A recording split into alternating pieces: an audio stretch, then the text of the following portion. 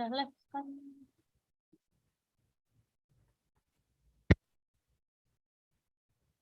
Oke, untuk Dr. Nur Hidayah, nah, ini sambil menunggu para audiens join di Zoom juga.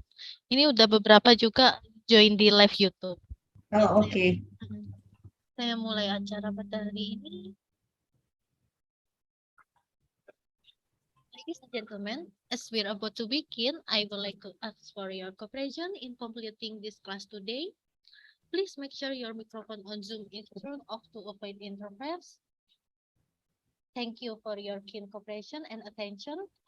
And welcome to our special lecturer today, Dr. Nur Hidayah Harun from Universiti Teknologi Mara in Malaysia, with the topic Crime and Child Abuse are the relapse. And I hope this lecture can provide useful and significant experience in our education, especially in developing the quality of students as inter-university. Thank you for all being here with us today. Also, thank you all to the participants for attending this online class. We hope you will learn a lot today. We hope prepare you useful and interesting. Furthermore, for this morning agenda square, we will be opened by a special lecture today, and after that we will enter the Q&A session, and this session will be end. Yeah, for Dr. Nur Hidayah, you can start for this class today. Thank you. Okay. Thank you, Ms. Novita, for being our good moderator today.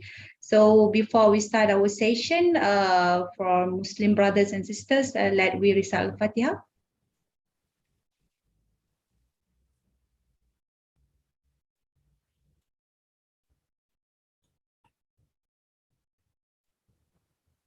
Okay, Bismillahirrahmanirrahim. Rabbi shrah li sadri wa yassir li amri wahlul 'uqdatan min lisani yafqahu qawli. Okay, so first of all, I would like to thanks to Universiti Malaysia Perlis, Universiti STEKOM, Smart Indonesian Entrepreneur Association for inviting me as a speaker for today's topic. Okay, so let me briefly introduce myself. My name is Nur Hidayah Harun. Okay, before I forget, let me share the screen first.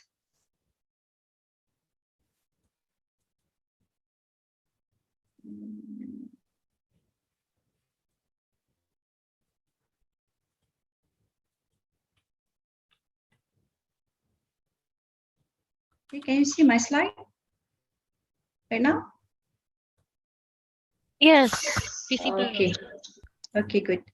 Okay, so my name is Nur Hidayah Harun. I'm a senior lecturer from Department of Business and Management from Universiti Teknologi Mara, UITM. Okay, for information, Universiti Teknologi Mara consists of 13 branches of campuses. Okay, and I'm from Penang branches. And I'm also a head of a special interest group, SIG, for social organization Bring Love on Children, solid, okay, for my campuses. So my topic today is a global issue, okay? It's a crime and child abuse is a global issue. So I believe that all of us are aware that the crime and child abuse are related, but I also believe that many people out there still do not aware that the crime and child abuse are related. So that's my motivation to share a little knowledge that I have about this topic. Okay, I'm not going to explain this topic as an expertise or as an expert or criminologist, but I will explain from the academic point of view. Okay, since crime is one of the my work for PhD. Okay.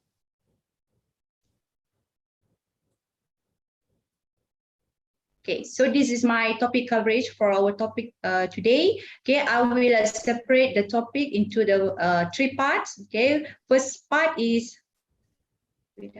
Okay, first part will be introduction to crime from economic and sociological point of view. And the second part is an overview of child abuse. And the third part is an explanation on how child abuse can cause crime by reinventing Maslow hierarchy of need. Okay, so this is our session objective for today. Okay, I will discuss crime from economic and sociological point of view, and then to brief an overview on child abuse. And then the third one is to explain on how child abuse can cause crime by reinventing Maslow hierarchy of need. So this is the session outcome. At the end of the session, I expect that you should be able to identify the categories of crime, the selected theories on crime that I will share later, and the socio-economic determinants of crime. And then to understand an overview of a child abuse. And also you should be able to explain on how child abuse can give impact to crime by using Maslow hierarchy of need.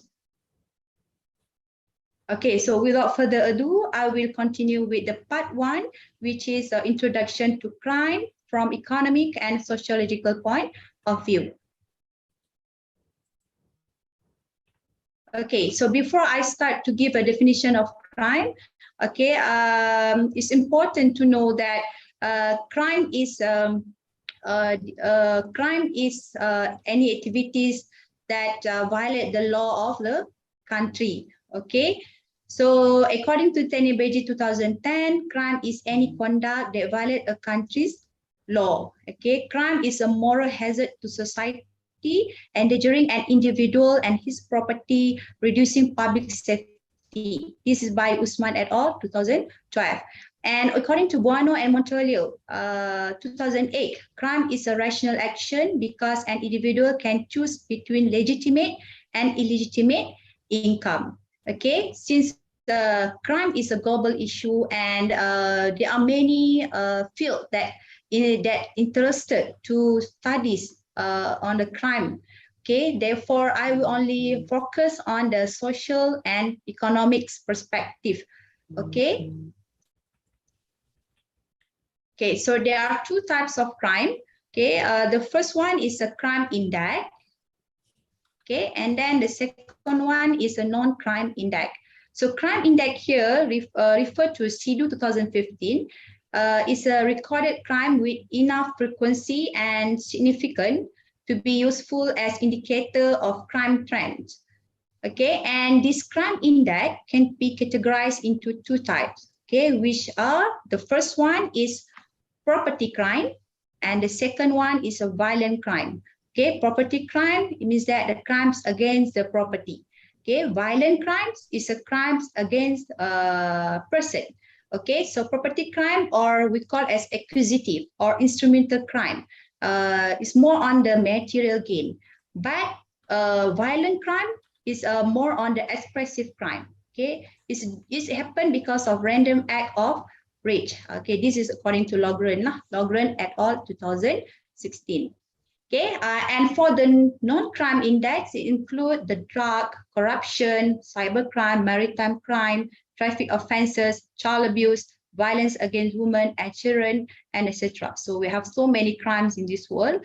Okay, but normally the police will report the crime index for the safety level of the country.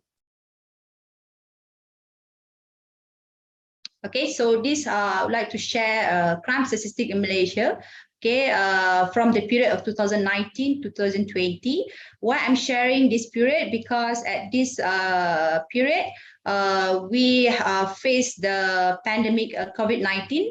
Okay, the pandemic COVID-19 starting at the end of 2019, and at the year 2020. All countries, not all countries, sorry, we have implemented the MCO, okay, movement control order. So we can see here from 2019 to 2020, there is a decreased number of violence and property crime. Okay, this is because people stay at home and it reduced the criminal opportunity. Okay, as we see here, violence consists of murder, rape, robbery, causing injury, and property consists of house break-in and theft, vehicle theft, snatch theft, and other theft. So we can see here there is a decreasing number of crime due to the MCO.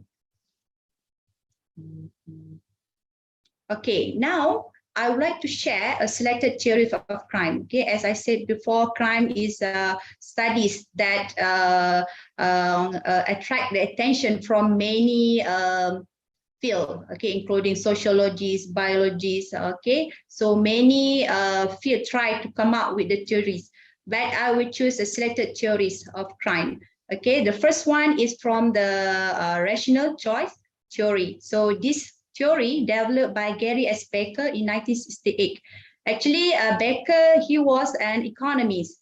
Okay, he was the first economist that intervened into the crime studies. So he tried to view the crime from the economic point of view. Okay, through his article titled "Crime and Punishment: An Economic Approach." So this theory also known as a criminal motivation theory because it involved the incentive to commit the crime. Okay, Becker also believed that crime is a rational act. Okay, it means that the person or individual can make a comparison between potential gain and potential cost in legal and illegal activities. It means that if they want to commit the crime, they know that, oh, if I'm doing this, I will be caught like this, I will be punished like this. So they make a choice. That's why for Becker, he thought that individual always have a choice. They can make a crime or they cannot, or they do not make a crime. Okay. Okay. In contrast, just now we're talking about the economic theory on crime, but this one, routine activities theory, is from the sociologists, okay, named as Marcus Paulson and Lauren E. Cohen in 1979. Okay, they come out with the routine activities theory, or they call as a criminal opportunity theory. Okay, they said that a crime is not a rational action; is an event or a situation that will occur if the three elements are converged. So what are the three elements? Here, there is a motivated offender. Okay, there must be a motivated offender. Okay, and then there must be a suitable target, and then there must be an absence of capable guardian. Okay, so they also said that when people perform routine activities away from the home, they are more likely to encounter potential offenders in the absence of guardian. Okay, furthermore, their belongings in their home are left unguarded, thus creating more opportunities for crime to take place. Like I told you just now about the MCO, yes, when people stay at the home, so their punya belonging are guarded. That's why the crime will be reduced at that time. Okay, and then the third one is a general strain theory. Okay, this one is was developed by Robert Agnew in 1992. Okay, this theory focus on a single person rather than the whole of society. So Robert Agnew mentioned that the strain occurs when failure to achieve positively value goal. So before I forget, strain here refer to the situation that we dislike. Okay, we feel stressed when that thing happen. So that's what we call as strain. So strain occur when there is a failure to achieve positively value goal. Okay, it means that when there is a gap between the expectation and there is a gap between what we expect and what we get. Okay, if we get what we expect, then it should be okay. But if we get what we didn't expect, so it will create the strain. Okay, all right. So and then loss of positive stimuli. Okay, maybe because of loss of our love. Okay, maybe that's of our partner. Maybe because of the parental divorce.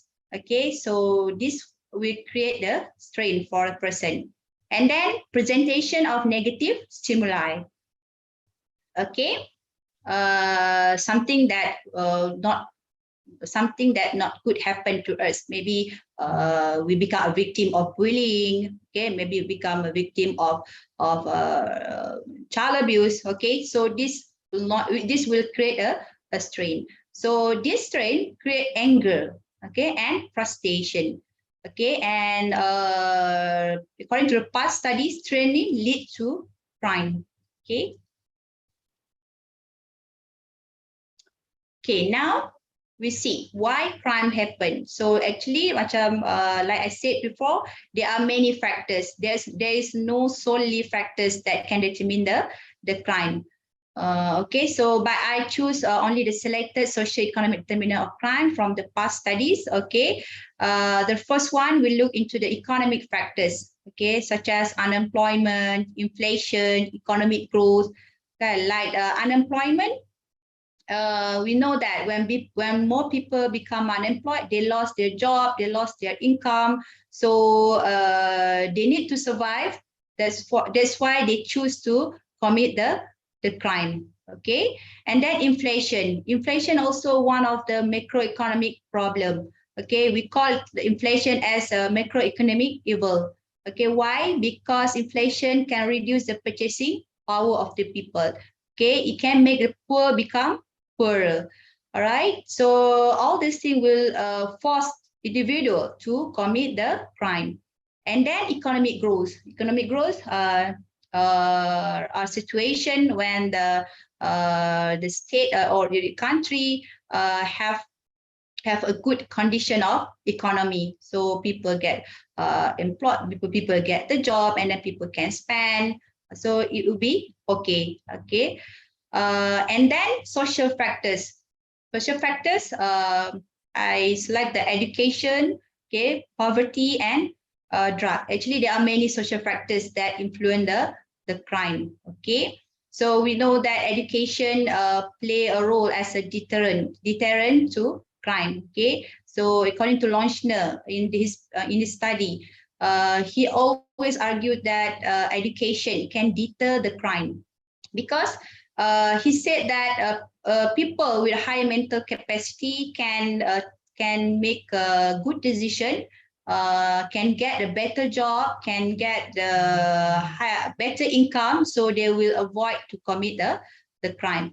And poverty, you cannot deny that if people are in the poverty, okay, they need to survive, so they will commit the crime. And drug is what we call is enemies to every country. So one, the person take the drug and then they become addicted, so they have a higher tendency to commit the crime. Okay, so this is about the social economic factors. So before I end the part of a crime, part one, okay, I would like to share one of the interesting quote by the Indian philosopher Mahatma Gandhi. Okay, he said that all crime is a kind of disease and should be treated as such. So I personally agree with him because we cannot solely punish the offenders. Okay, sometimes not because they want to commit the crime, but they are forced to do it. So why not we give them a chance to be good after they being caught. Okay, that's the reason why right now we are looking at the rehabilitation program. Okay, compared of just give the punishment. Okay. We must give the awareness to the people that everybody must get the second chance and treated well. Okay, so we have done with the part one. Now we go to the part two. Okay, part two, I will discuss an overview on the child abuse.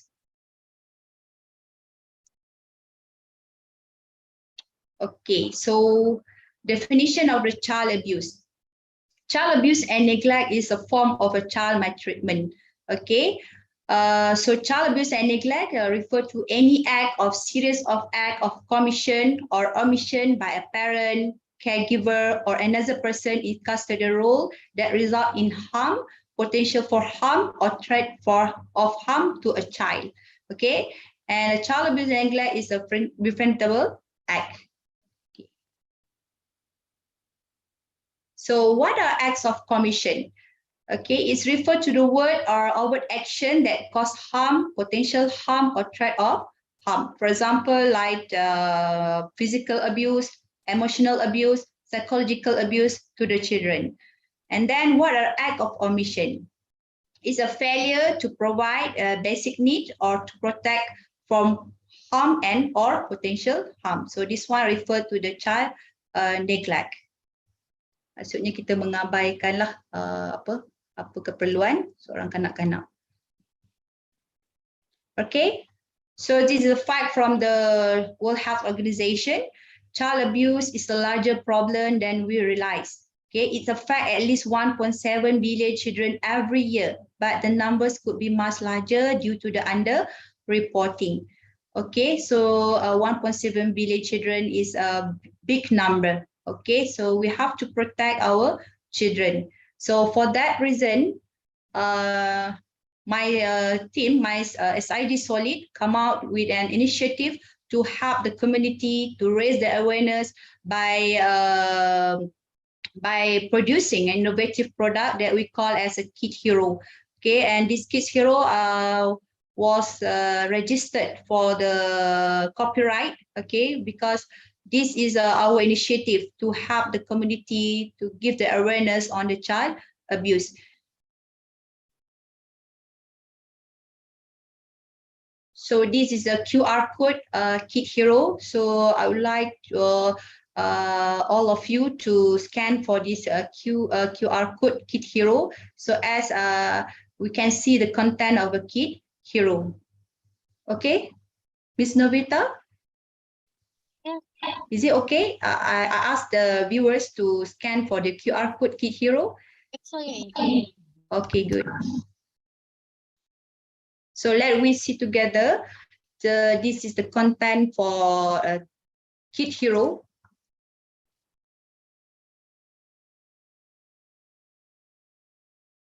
Okay, since the content is in Malay, so saya mohon izin untuk gunakan bahasa Malaysia. Boleh ke, Miss Novita? Boleh Bu. Okay, so siapakah hero? Okay, kenapa kami menggunakan perkataan hero? Kerana saya percaya setiap orang, setiap individu daripada kita boleh menjadi hero kepada kanak-kanak. Kerana kita tidak perlukan superpower untuk jadi hero, apa yang kita perlukan hanyalah kemahuan untuk melindungi kanak-kanak. Okay, so hero adalah satu simbolik kepada setiap individu yang sentiasa peka untuk melindungi hak kanak-kanak. Okay, Kid Hero adalah satu inisiatif bagi membantu komuniti mendapatkan maklumat yang sahih mengenai penderaan kanak-kanak dengan lebih mudah dan pantas. Ianya merupakan kompilasi maklumat daripada pelbagai rujukan daripada portal kerajaan dan badan bukan kerajaan. Okay, maksudnya kami mengambil inisiatif untuk mengumpul segala maklumat yang ada dalam internet dan juga di jabatan-jabatan kerajaan untuk memastikan setiap maklumat berkaitan dengan penderaan kanak-kanak akan sampai kepada komuniti. Kerana kami percaya tanpa pengetahuan tidak akan terlahirlah kesedaran. Dan hanya dengan mendapat kesedaran maka kita akan sama-sama membantu untuk melindungi kanak-kanak. Okey, apakah itu penderaan kanak-kanak? Penderaan kanak-kanak merupakan penderaan secara fizikal dan emosi, penderaan seksual, kecuaian dan pengabaian terhadap kanak-kanak termasuk sebarang bentuk eksploitasi dan komersial yang boleh atau telah menyebabkan kerosakan kepada kesihatan kanak-kanak dari segi kehidupan, perkembangan atau harga diri. Okey, kebanyakan yang saya dapat tahu selalunya bila orang cakap penderaan kanak-kanak, orang tahu penderaan kanak-kanak hanyalah terhadap fizikal, iaitu apabila kita melihat ada kesan lebam kepada kanak-kanak.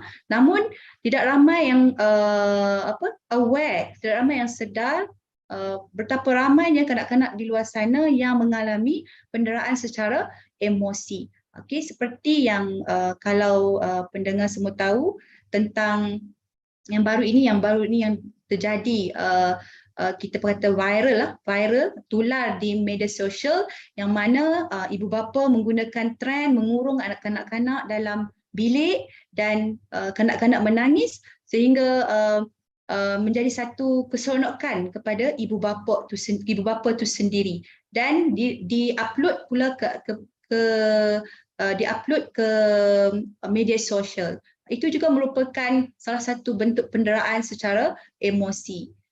Okey, dan penderaan fizikal, penderaan seksual, emosi dan pakbayan dilakukan oleh orang yang berperanan sebagai penjaga. Inilah yang menjadi salah satu cabaran kepada isu penderaan kanak-kanak. Kerana sebab itu tidak ramai yang berani laporkan, kerana ramai pendera yang melakukan kecederaan kepada kanak-kanak, penderaan pada kanak-kanak adalah datang daripada keluarga sendiri.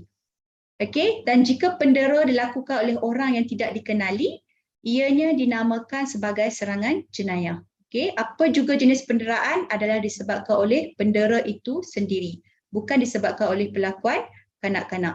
Dan yang inilah tiada ciri yang khusus bagi seorang pendera kanak-kanak. Kerana kebanyakan pendera mendera kanak-kanak ketika kanak-kanak tiada orang kata apa, absent of the guardian. Okey, maksudnya dia hanya pendera tu melakukan penderaan kepada kanak-kanak di saat dia dengan kanak-kanak itu sahaja. Maksudnya tak ada orang lain. Sebab itu kita tidak dapat kenal pasti bagaimana ciri-ciri seorang pendera. Okay, kadang-kadang dengan rakan-rakan nampak macam normal, nampak macam okey. Tapi bila balik ke rumah, dia mendera kanak-kanak. Okay, so tak dapat nak kenal pasti. Okay, dan kebanyakan kes penderaan dilaporkan adalah di kalangan wanita atau perempuan. Ini agak mengejutkan, tetapi itulah hakikatnya.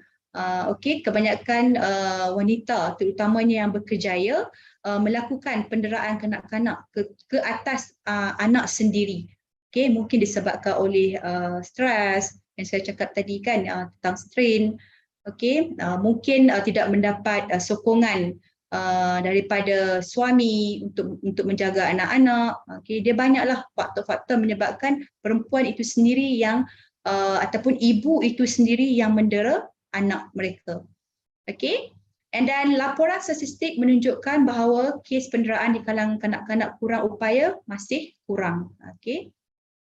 Macam kes banyaklah kurang-kurang upaya ni tidak dapat diberitahu. Kerana bila kanak-kanak didera, kanak-kanak yang normal pun tidak berani untuk membuat report. Apatah lagi kalaulah kalangan kanak-kanak yang kurang upaya. Okey, kerana mereka tidak tahu penderaan itu salah atau takut keselamatan mereka terancam. Itulah yang menjadi cabaran terhadap penderaan kanak-kanak. Okey, and then kanak-kanak tidak boleh memberi kebenaran terhadap sebarang aktiviti seksual kerana bercanggah dengan Undang-Undang Malaysia. So ini banyak merujuk kepada Akta Kanak-Kanak 2001 negara Malaysia lah. Okey. And then penderaan fizikal seperti memukul tidak sepatutnya dilakukan terhadap kanak-kanak kerana mereka akan menganggap ini merupakan kebiasaan bagi mereka.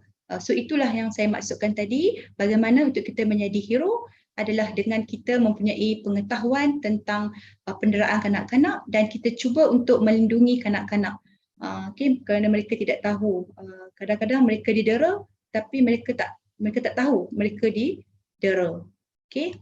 Itulah peranan kita untuk membantu kanak-kanak. Okey, kemudiannya adalah jenis-jenis penderaan. Okey, kita ada di sini ada penderaan fizikal, seksual, emosi dan juga pengabaian. Okey, penderaan fizikal ini merupakan keganasan terhadap fizikal kanak-kanak sehingga menyebabkan kecederaan seperti pendarahan otak, lebam teruk, kecacatan, patah tulang, okey, sindrom goncang bayi. Kan, goncang bayi tu macam dia rasa macam okey, tapi sebenarnya itu adalah salah satu bentuk penderaan fizikal. Okay. Biasanya dalam fizikal ni kita dapat kenal pasti sebab ada kesan-kesan lebam atau sebagainya.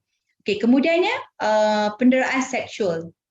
Penderaan seksual merujuk pada segala bentuk aktiviti seksual yang mempunyai tujuan memenuhi nafsu seks orang dewasa melalui pornografi, gambar, perakam suara, okay, filem, perakam video, dirogol atau dipaksa melacur.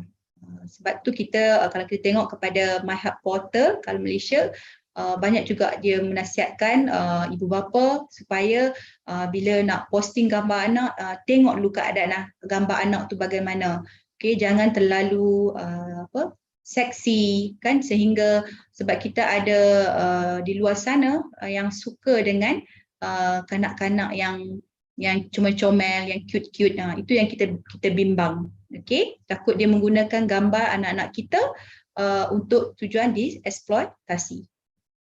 Kemudiannya adalah penderaan emosi.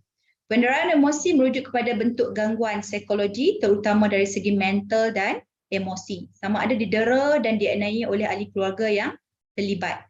Okey, emosi adalah rasa dalaman yang dapat lihat sebagai sedih, marah, meradang, geram, benci, sakit dan sebagainya.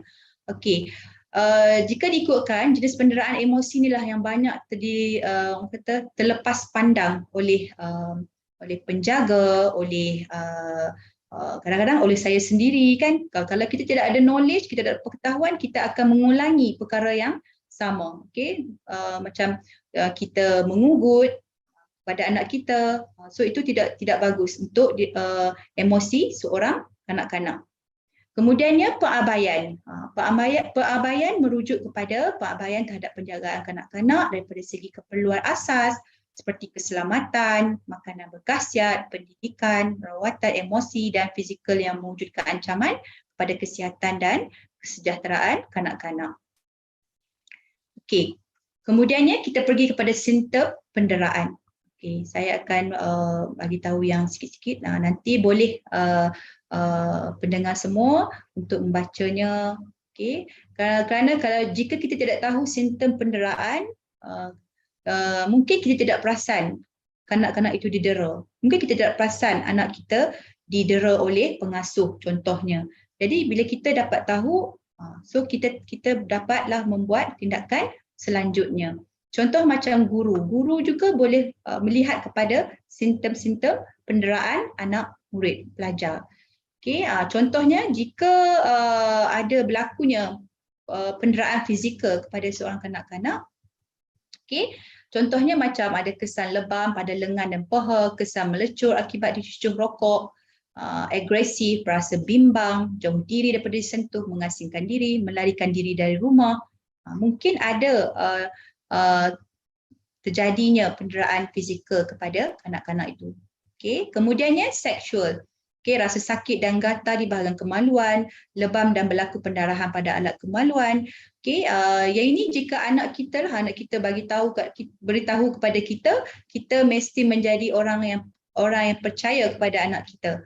Kerana pada usia kanak-kanak, saya pun dah beritahu usia kanak-kanak itu sehingga bawah 18 tahun dikira kanak-kanak, kita perlu percaya kepada anak-anak kita lah, okey, supaya kerana kita lah tempat yang paling mereka percayai, okey. Kemudiannya tidak mempunyai ramai kawan, okey, melukis serta menulis perkara berkaitan dengan seks, sakit perut, memudaratkan diri sendiri, terlalu berselera, tidak berselera, takut dia tinggal bersendirian, mengalami mimpi buruk, hamil. Hamil ini adalah peringkat yang teruklah untuk seorang kanak-kanak jika dia mengalami penderaan seksual. Okey, kemudiannya adalah dari segi penderaan emosi. Okey, tingkah laku merajuk dan suka pintar rambut. Okey, tidak mahu bermain. Okey, takut melakukan kesalahan. Kenapa takut melakukan kesalahan? Kerana mungkin kerap diherdik oleh ibu bapa itu sendiri, kerap diherdik oleh kawan-kawan, menyebabkan dia hilang keyakinan diri. Okey, gangguan dalam bertutur secara tiba-tiba, sering berasa bimbang. Okey, kemudiannya pengabaian iaitu dari segi sering lapar dan mencuri makanan. Okey, kita kena selidik dulu, kena pasti simptom ini dahulu.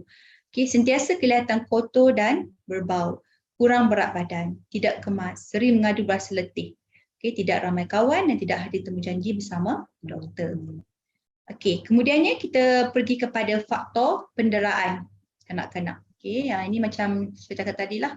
Okey, dia ada banyak faktor yang menyebabkan berlakunya penderaan kanak-kanak. Okey, masalah kewangan. Okey, bila kita berkaitan dengan kemiskinan tadi kan, itu menyebabkan orang merasa strain, orang merasa stres, so mungkin dia juga boleh melakukan penderaan kanak-kanak. Masalah rumah tangga, bila suami tidak menyokong isteri, ini asyik bergaduh dalam rumah, mungkin anak juga akan menjadi mangsa. Kemudiannya masalah penagihan dadah, ini juga boleh dikatakan boleh memukul anak, boleh membiarkan anak bila asyik ketagih dengan dadah, ataupun telah didera ketika zaman kanak-kanak. Ini kita panggil sebagai cycle.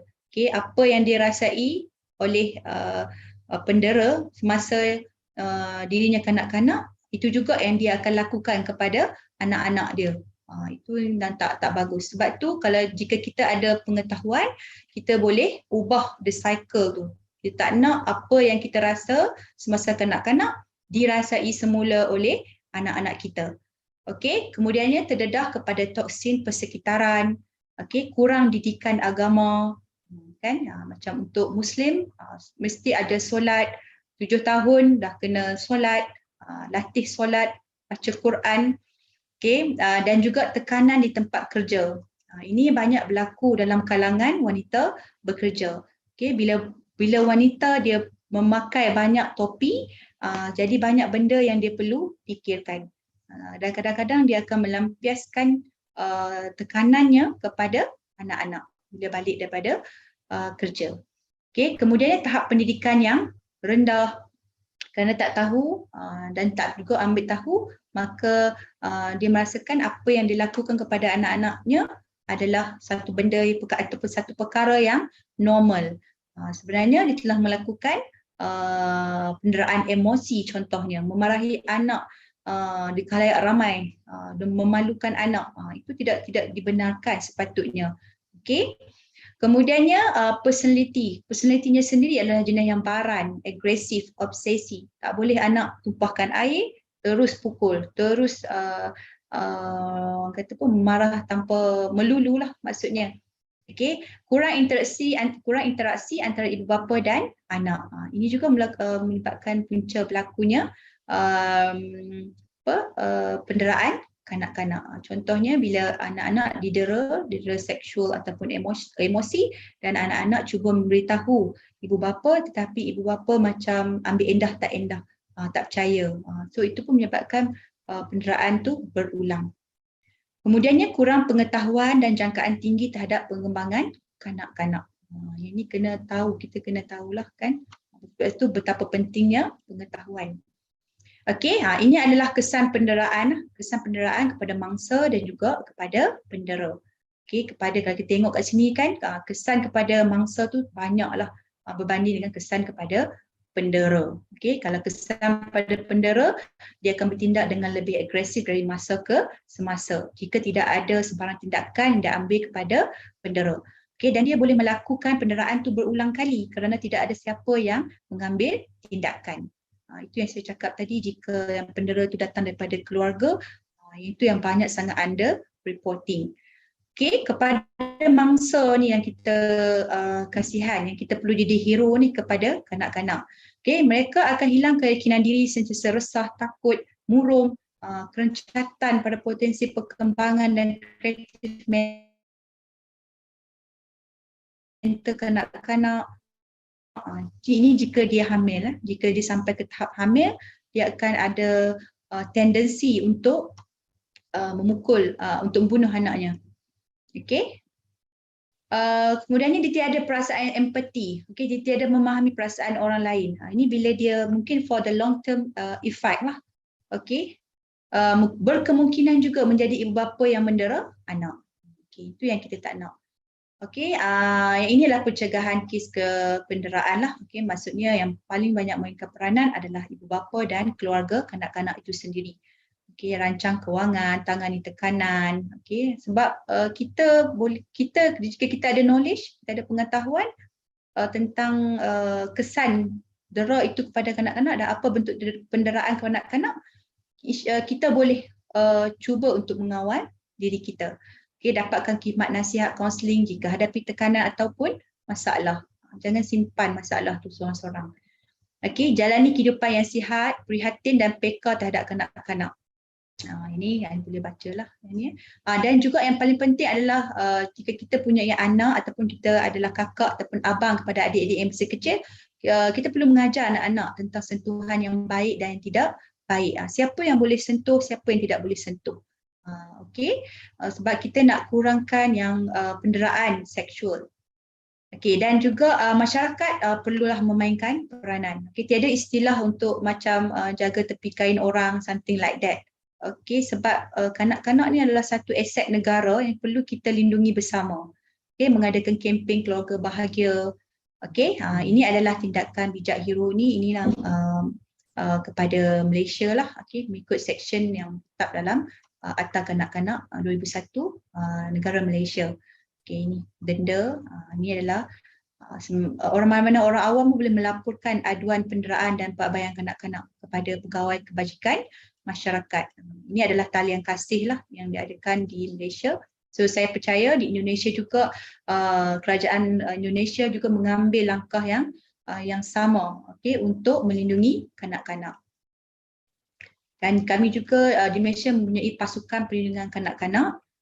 Okey. Dan ini adalah yang terakhirlah sedikit kata-kata yang boleh dikongsikan. Okey. So saya stop dulu yang ini.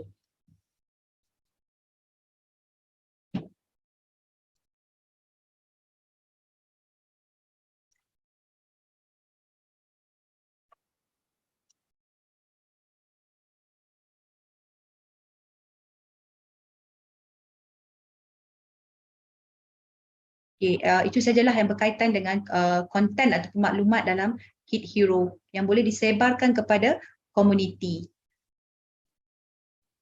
Okey, dan yang seterusnya adalah bahagian ketiga, okay, which is an explanation on how child abuse can cause crime by reinventing Maslow hierarchy of need.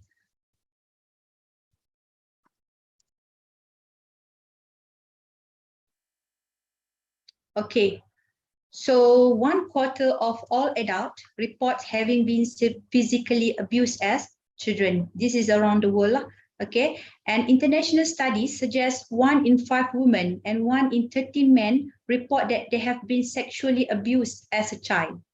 Okay, and Janet Curry and Edith Tekin in their journal entitled Does Child Abuse Cause Crime? Okay, they focus on the effect of a child maltreatment on crime using data from the National Longitudinal Study of Adolescent Health, and their finding reveal that child maltreatment, which is a child abuse and neglect, okay, roughly doubles the probability that an individual engage in many types of crime.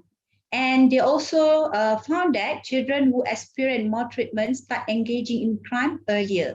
Okay, and abuse of neglected children are more likely to be arrested as both juvenile and as adult. Okay, starting to engage in criminal behavior early may increase illegal human capital by raising experience in criminal activities and therefore decrease the human capital in legitimate activities such as schooling or being in the labor market. So ini merupakan salah satu kerugian lah kepada negara. Okay, so this would further increase criminal propensity.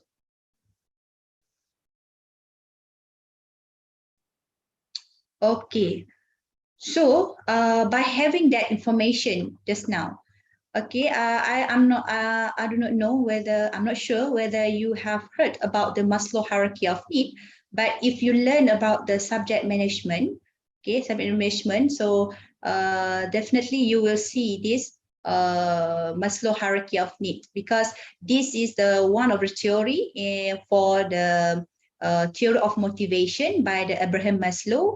Okay, so you will see that there are 5 level here, means the level of needs that needed by an individual. So we see here there is a physiological need, safety need.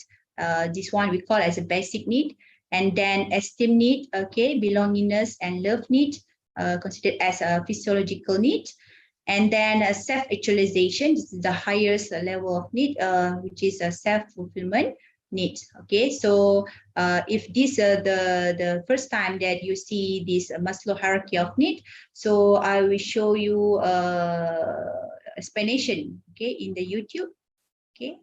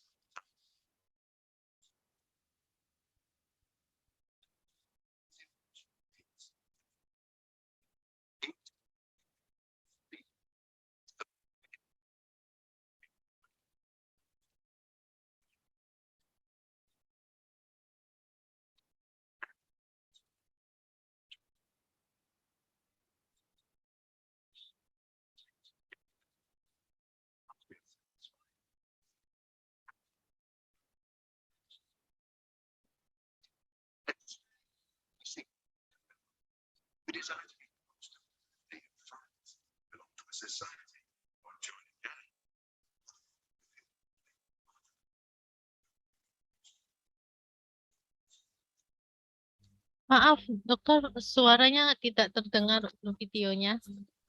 Betul. Ya.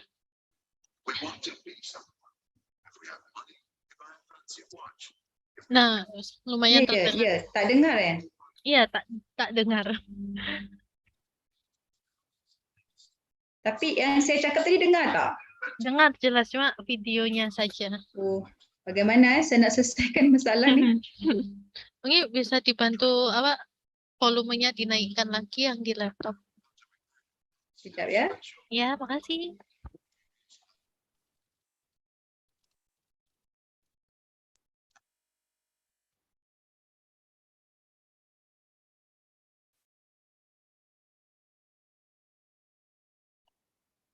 Oh, tak dapat dengar. Tapi gambarnya nampak ya?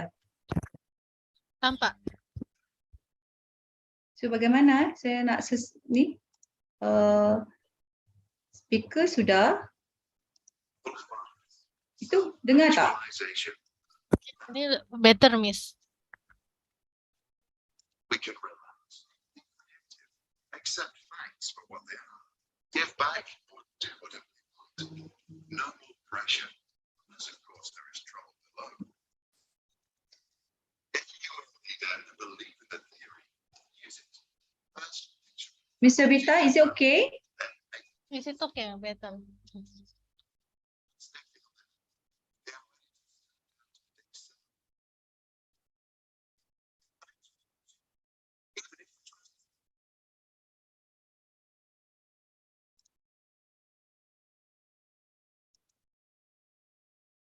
Okay, boleh dengar tak tadi? Iya, terdengar. Lumayan terdengar. Oh, gambarnya nampak ya? Nampak, Miss. Okey, tak apalah. Okey, rezeki tak kat situ. Okey, tak apa. Maksudnya yang video tadi menerangkan kelima-lima tahap inilah. Okay, so I can explain by using this one. So physiological need is such as a basic need. Okay, safety need is like security and safety. And then for the psychological needs is about the esteem need. Okay, feeling of accomplishment, prestige. Okay, and then belongingness and love need, intimate relationship and friends. And then if the individual can achieve all these things, all this level, okay, all these 4 level, then he or she can achieve the self-actualization. It means that a self-fulfillment need. Okay, so based on the Maslow hierarchy just now, Maslow hierarchy theory of just now, so we try to reinvent the Maslow hierarchy by to explain how the child abuse can cause the crime. Okay, so this is our idea come when we conduct the studies, and we found that the female labor force can give effect to the child abuse. So you may scan this QR code if you are interested to read our our journal, okay, that has been published in the journal Economy Malaysia, we found that female labor force ada hubungan dengan child abuse ni. Okay, bagaimana? Melalui direct impact, iaitu melalui ibu sendiri, okay, yang memukul anak kan sebabnya stres bekerja, and then juga melalui indirect impact, melalui bila seorang ibu yang bekerja menghantar anak ke pengasuh, pengasuh mendera. Okay, so kesannya di sini is a child abuse here. Okay, from the Maslow hierarchy theory of need just now, okay, kita mengkategorikan umur kanak-kanak itu sendiri. Okay, daripada kita tengok ni yang warna kuning ni, kenapa kami labelkan sebagai kuning? Kerana at this age, okay, 0 to 9, this is what we call as a golden age. Okay, pada umur kanak-kanak inilah waktu saat-saat keemasan kita sebut, kerana pada waktu ini the best friend of the children is parent. Okay, kerana kalau waktu ini kita tak betul-betul menyediakan physiological need dan safety needs kepada kanak-kanak ataupun kepada anak kita, makanya mereka tidak akan dapat yang ini, the love and belonging needs. Okay, mereka akan mula mencari kasih sayang di luar daripada family. Okay, mungkin kanak-kanak itu sendiri tidak akan percaya kepada ibu bapa itu sendiri. Okay, dan juga mencari perhatian luar, mungkin dengan kanak-kanak yang nakal. So kita nak kurangkan kanak-kanak yang nakal itu. Okay, kerana pada umur 0 hingga 9, kenapa 0? Sebabnya kanak-kanak anak itu sudah belajar daripada ibunya sendiri ataupun cuba memahami perasaan ibunya sendiri ketika dia masih dalam kandungan lagi. Jadi kita kena betul-betul prihatin kepada keperluan kanak-kanak pada umur 0 sehingga 9 tahun. Okay. Dan jika kanak-kanak pada umur ini melakukan jenayah, mereka tidak akan dianggap sebagai penjenayah kerana mereka mesti kekal sebagai mangsa. Okay. Kemudiannya pada umur 10 hingga 17 tahun. 10 hingga 17 tahun ni inilah yang diperlukan oleh kanak-kanak untuk mereka mencapai keperluan esteem pada seterusnya. Okay, jika kanak-kanak pada usia 0 hingga 17 ini dapat keperluan ini, makanya mereka akan dapat esteem need. Okay, dan jika kanak-kanak melakukan jenayah pada umur sekitaran 10 hingga 17 tahun, mereka akan dimasukkan di dalam sekolah juvenile. Okay, dikenali sebagai juvenile offenders. So pada ketika inilah kanak-kanak mungkin ada yang insaf, ada yang tidak. Okay, ada yang insaf dan cuba untuk berubah, tapi kadang-kadang tidak mendapat penerimaan yang baik daripada masyarakat, dan malah yang lebih buruk jika tidak mendapat penerimaan yang baik daripada keluarga sendiri, makanya kanak-kanak itu akan kuranglah love, belonging need, safety need dan juga physiological need ni, maka dia ada tendensi untuk mengulangi semula jenayah yang dilakukan sewaktu dia kanak-kanak. Makanya jenayah yang akan dilakukan oleh pesalah juvenile itu lebih besarlah apabila dia memasuki umur 18 hingga atas lah. Kita letak je sampai 70, tapi selalunya dah 50 tu kemungkinan dia sudah insaf lah. Okay. So ini kita panggil sebagai adult offenders. Sebab itu daripada framework yang kami hasilkan ini, kami boleh katakan semakin ramai kanak-kanak yang tidak mendapat keperluan yang sepatutnya, maka semakin tinggilah kadar jenayah yang akan berlaku pada masa akan datang. Okay.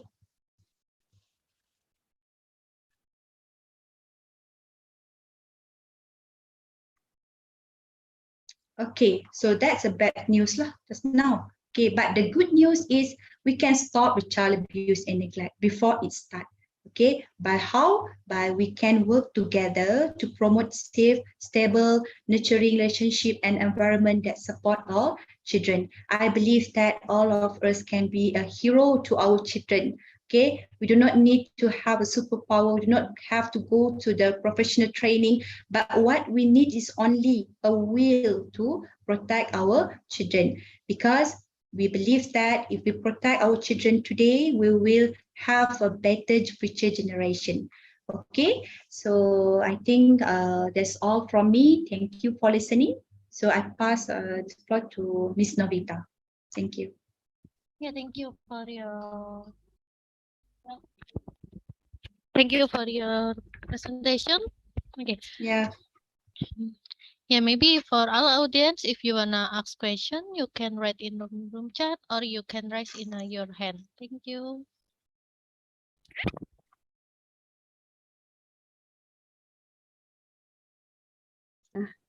Permisi, Bu, ini kalau kita tanya pakai bahasa Indonesia boleh nggak ya?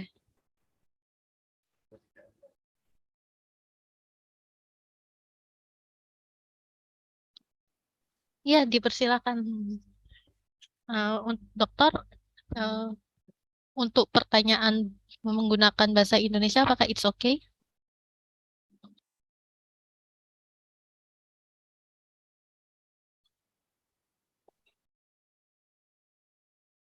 Okay. Yeah. Miss Novita, Yeah. just now my internet is not is unstable. So Oh, can you repeat the question? yeah. Our student asking can I using Indonesian language? Yes, sure, Oh ya, sure, ya, thank you. Ya, Miss Febri, dipersilakan. sure, sure. Oke.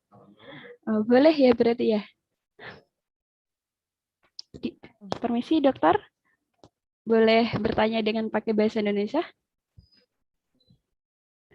Jaringan.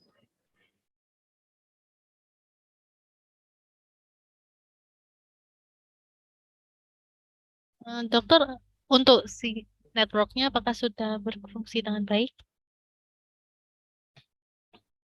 Hello, Halo. I can't hear. Apa tadi? Boleh bertanya dengan pakai bahasa Boleh. Indonesia? Boleh.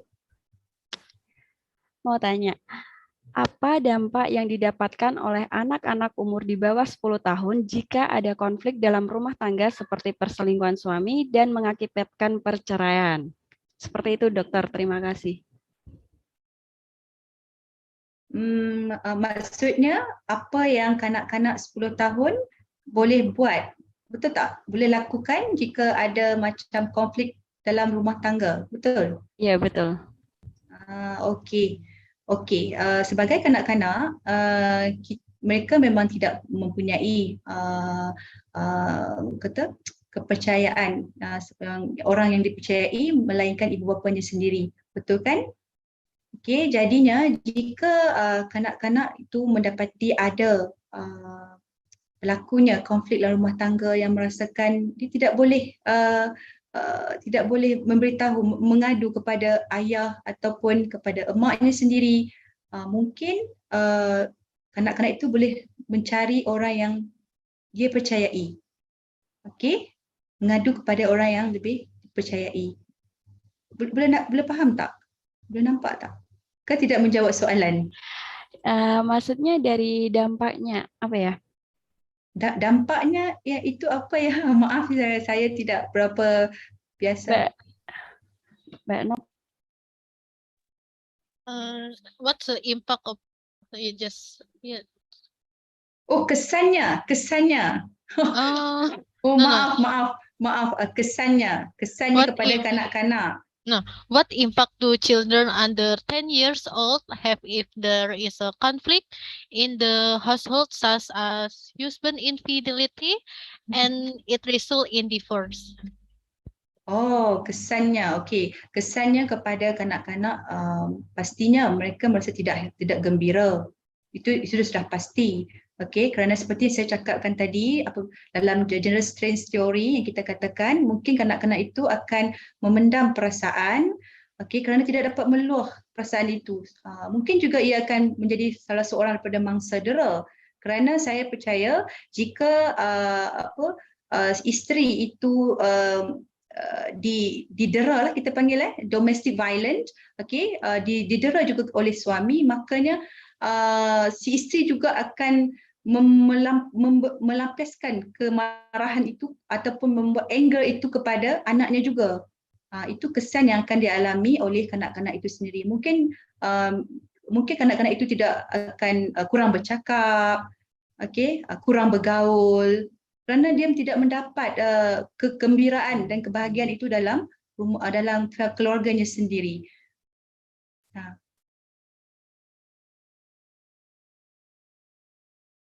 Menjawab ke dampak? Okey. Ya, cukup. Miss Navita, menjawab ke, boleh ke? Menjawab boleh. Ya, terima kasih dokter. Okay, terima kasih. Okay, and this is question from audience. This is from Mr. Adi Nugroho. What about child abuse by other children, their friend or senior? How does the government in Malaysia prevent this type of abuse? Thank you. Again? What about child abuse by other children, their friend or senior? How does the government in Malaysia prevent this type of abuse? Child abuse among? I will write in a room chat. Yes, you're right. Because I think my internet is not really stable. Oh, okay, it's okay. I already write in a room chat.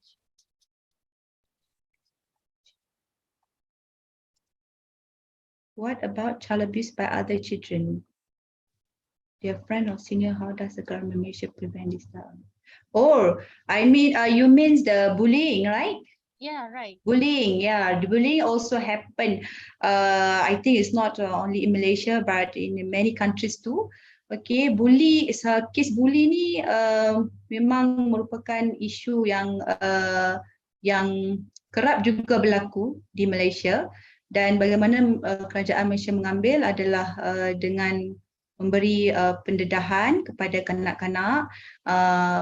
Maksudnya kanak-kanak senior ini adalah kanak-kanak yang bersekolah lah, 18 tahun ke bawah, tentang apa itu penderaan emosi, apa itu penderaan fizikal, dan juga apa kesan jika pelajar itu melakukan bully kepada kawan-kawan, pada rakan-rakan di sekolah.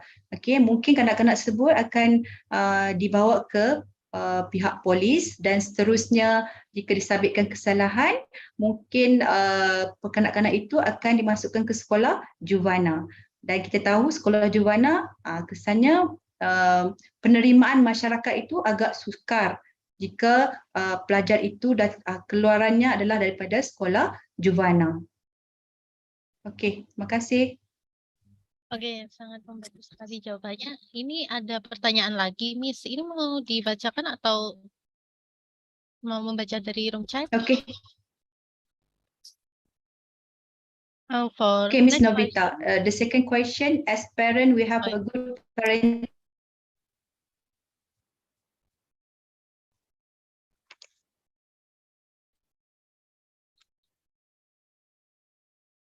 Miss Novita, can you hear me? Yes. Can you hear me? Yes, is it clearly? Sure, Mr. Yeah, you can hear my voice. Okay, Pardon? Yeah, clear. But sometimes Oh. my internet is unstable. But I will try to read the second question, right? Yes. As parents, we have good parenting knowledge, but there are many friends out there who have been a negative influence, and many children don't tell their parents. Is there a way for us as a parent to know this? Okay. Okay, we know the parenting knowledge, so it's a good thing from a parent side. Okay, but we must know what the level of age for the children. Okay, if the children is age 0 to 9 years old, I think we still can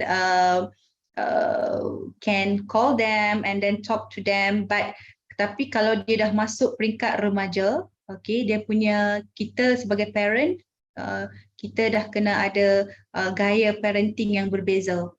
Okey, contohnya dengan cara melayani mereka seperti rakan.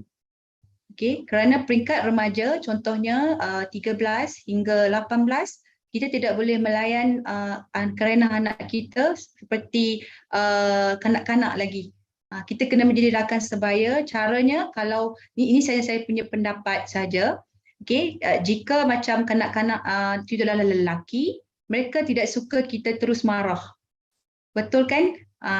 Lelaki dia mesti bawa pergi memancing ke, bawa pergi beriadah ke, tenang-tenang baru bersembang. Untuk bagaimana kita perlu kenal siapa rakan anak-anak kita, rakan-rakan anak itu adalah penting. Kerana siapa anak kita, lihat rakan anak-anak kita. Kita akan nampak gambaran kelaku anak-anak kita. Okey, menjawab ke soalan itu? Ya, menjawab sekali, Papa. Yeah, this is Okay. Another question from Elsa Yuliana. Okay. Yeah. Okay. Okay, as an elementary school teacher, sometimes there are children who are bullied by their friends. When a children who is bullying is given direction and warning, it turns out that his parents don't accept it. Even blame the teacher. In such a situation, what should be done? Okay, ini adalah kes sekolah rendah ya, sekolah rendah. When child is bullied is given direction and warning. Okay.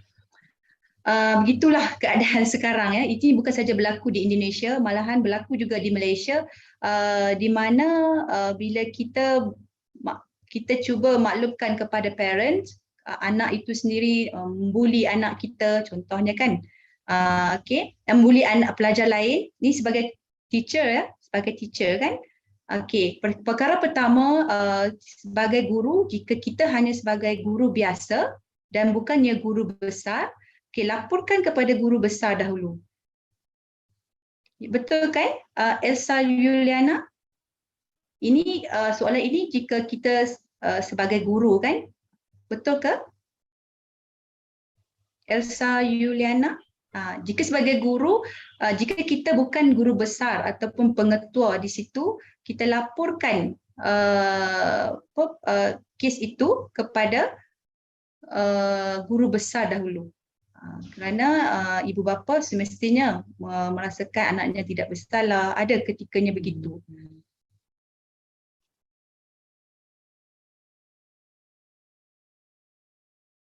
Okay, yeah. Thank you for your answering. And the last question. Okay, and the last question. This is a question from audience Last in question, YouTube. okay. Can we categorize as a child abuse? A parent who force their children to overstudies, join too much training to win competition or work as child artist. Is there a law to prevent parents from doing this?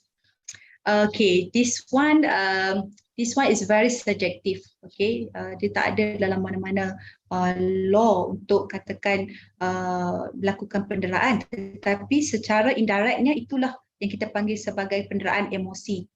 Okay, macam saya di universiti pun ada mendapat luahan daripada pelajar yang mengatakan mereka tidak suka masuk jurusan ini. Okay, tetapi jurusan ini dipilih oleh ibu bapa. Makanya saya harus mengikut begitu. Jadi kita tidaklah ada dalam law, mana-mana law yang mengatakan itu adalah perlu dihukum. Okay, kerana setiap parent itu dia punya parenting style adalah berbeza. Mungkin bagi kita itu tidak elok, tapi mungkin bagi parent itu itulah yang terbaik. Cuma saya boleh katakan untuk masalah sebegini seharusnya parent itu sendiri mempunyai kesedaran untuk tidak memaksa anak-anak memilih jurusan atau memilih kesukaan, memaksa kanak-kanak untuk memenuhi kehendak sendiri. Okay, sepatutnya sebagai seorang ibu bapa perlu memenuhi kehendak anak itu dahulu. Okay, maksudnya ada win-win situation lah.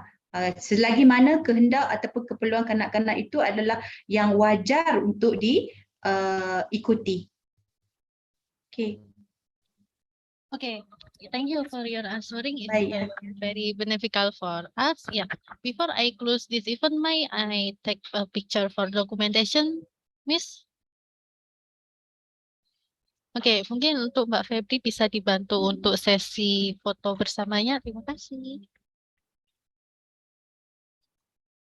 Oke, saya ambil alih. Okay. Miss Novita, Yes. can you hear me? Yes, is it clearly?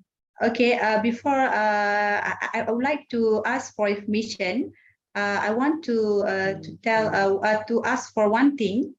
Mhm. Okay, I want to tell if those who are listening to our session today, if you also have interest same as our group, SID Solid. So I'm looking forward to make any collaboration or cooperation regarding this child abuse, so as we can raise the awareness to the community Indonesia and Malaysia. Thank you. Okay. Yeah. Thank you for this information. So, Miss, I'm Okay. sorry. I will Okay, Miss provide- Novita. Oke, mungkin kita akan melanjutkan ke sesi foto untuk Miss Febri. Mungkin bisa dibantu untuk dokumentasi pada acara hari ini. Terima kasih. Oke, bagi yang belum on cam, silahkan on cam terlebih dahulu ya, agar kita bisa foto bersama. Oke, oke, 1, 2, 3. Oke, sekali lagi. 1, 2, 3. Oke, terima kasih. Saya kembalikan kepada Kak Novita. Silakan. Okay, thank you for Miss Febri. Oh yeah, apologize before Miss. This is another question from our audience. This is from Amin Tohari Visip. Yeah, this Yeah. is impossible from your set in a room chat.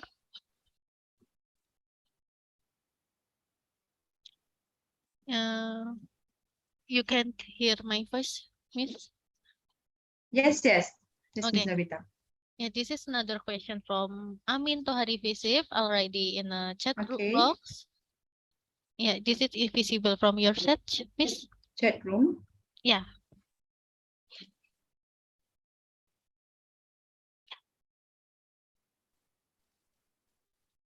Influence with IT is the most biggest to very much to young men or young women. Question me is how method to control some children with IT. I don't think you.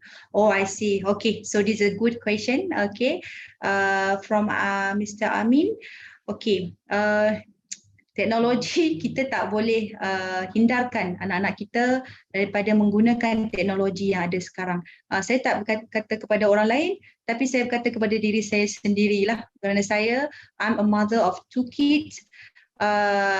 Memang banyak masa untuk handphone, tapi apa yang kita boleh buat adalah kita cuba untuk meminimumkan masa itu. Jika kita ingin berikan handphone kepada anak, contohnya mungkin dalam paling lama 1 jam. Okay, ini yang kepada kanak-kanak yang lebih kecil lah. Kepada kanak-kanak yang dewasa, mungkin kita boleh letakkan juga had waktunya.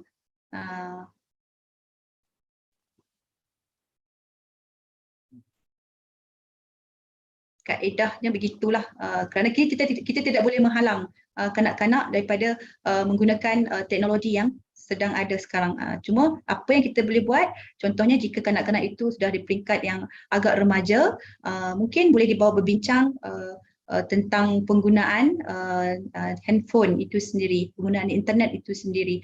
Kerana internet itu tidak semuanya tidak bagus, ada juga yang bagus, cuma bagaimana untuk kita mengawal penggunaan teknologi itu, penggunaan internet itu sendiri. Okay. Okay, thank you for your answer, Doctor. Okay, Okay. finally, we come to the end of class today. We would like to say thanks again for Dr. Nur Hidayah Harun from Universiti Teknologi Mara. And for the information, thank you for sharing your knowledge. We hope this information will be beneficial for our audience.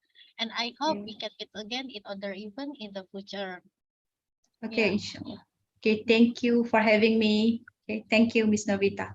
Yeah, thank you so much. I hope we can meet again in another collaboration in the future. Thank you so much for Okay, all participants. thank you. Thank you so much and goodbye. See you soon. Thank you, Dokter. Yeah.